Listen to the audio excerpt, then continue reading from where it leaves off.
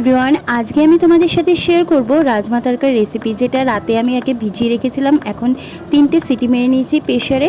দেখো খুব সুন্দর নরম হয়ে গেছে। এটা রুটি, পরোটা, নান সব কিছুর সাথে খুবই ভালো লাগে। তো দেখো এখানে ইনগ্রিডিয়েন্টস নিয়েছি, বড় একটা সাইজের পেঁয়াজ, ধনেপাতা আর টমেটো কুচিয়ে নিয়েছি। মিক্সিতে রসুন আর আদা, একটা লঙ্কা আমি খুব ভালো করে পেস্ট করে নেবো। আমি একটা ডিমও নিয়েছি, কারণ ডিম ভুজি করে দেবো। তো মশলাটা দেখো আমার করা হয়ে গেছে। এখানে সাথে নিয়েছি সানরাইজের তড়কা মশলা, রেড চিলি পাউডার আর নিয়েছি গরম মশলা। তো এবার কড়াইতে আমি সর্ষের তেল দিয়ে আমি ডিমটাকে ভুজি করে নেবো। আমি একটা ডিম দিচ্ছি, তোমরা 2টো ডিম দিতেই পারো, তাতে খেতে কিন্তু খুবই ভালো লাগবে। যেহেতু আমার রাজমার কোয়ান্টিটি ছিল অল্প, তাই আমি এখানে একটাই ডিম দিচ্ছি। তো তোমরা তোমাদের মতো দিয়ে দেবে। দেখো ডিম ভুজিটা হয়ে গেছে, নামিয়ে নিয়েছি।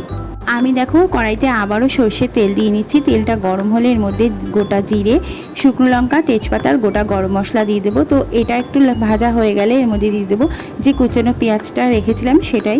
তো এই কুচনো পেঁয়াজটাকে খুব ভালো করে লাল করে ভেজে নিতে হবে।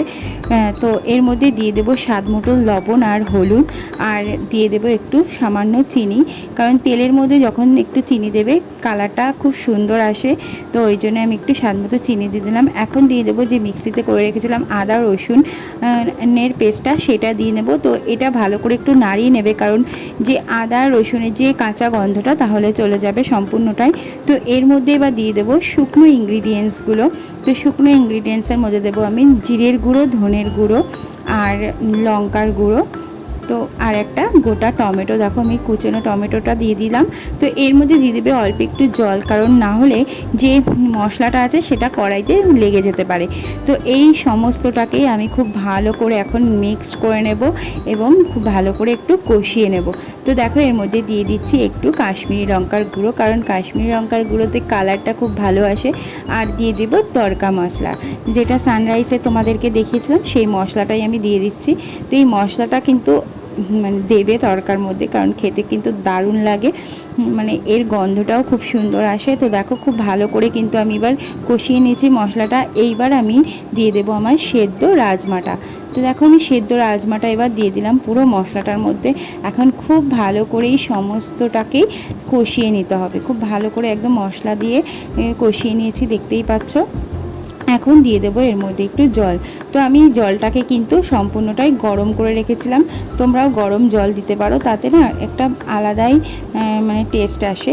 তো গরম জলটা দিলে ফুটতেও তাড়াতাড়ি হয়ে যায়, রান্নাটাও কিন্তু তাড়াতাড়ি হয়ে যায়। তো দেখো আমি গরম জলের মধ্যে কিন্তু দিয়ে দিয়েছি, আর দিয়ে দিয়েছি কাঁচা লঙ্কা।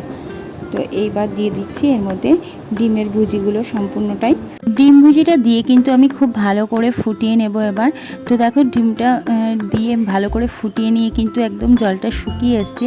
তো এর মধ্যে এবার দিয়ে দিচ্ছি আমি ধনেপাতা কুচি, আর দিয়ে দেবো এর মধ্যে একটু বাটার দিলে এটা খেতে কিন্তু খুবই টেস্ট আসে। তো এই জন্য আমি একটু বাটার দিয়ে দিলাম। এবার এটা সম্পূর্ণটাকে একটু নাড়িয়ে তারপরে আমি দিয়ে দেবো গরম মশলা গুঁড়ো।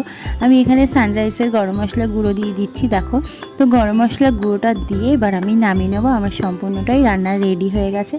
তো দেখো আমার রাজমা তড়কা কেমন লাগছে দেখতে, খুব টেস্টি হয়েছে, খুব লোভনীয় হয়েছে, খেতে কিন্তু খুবই ভালো লাগবে। তো তোমরা একবার ট্রাই করো।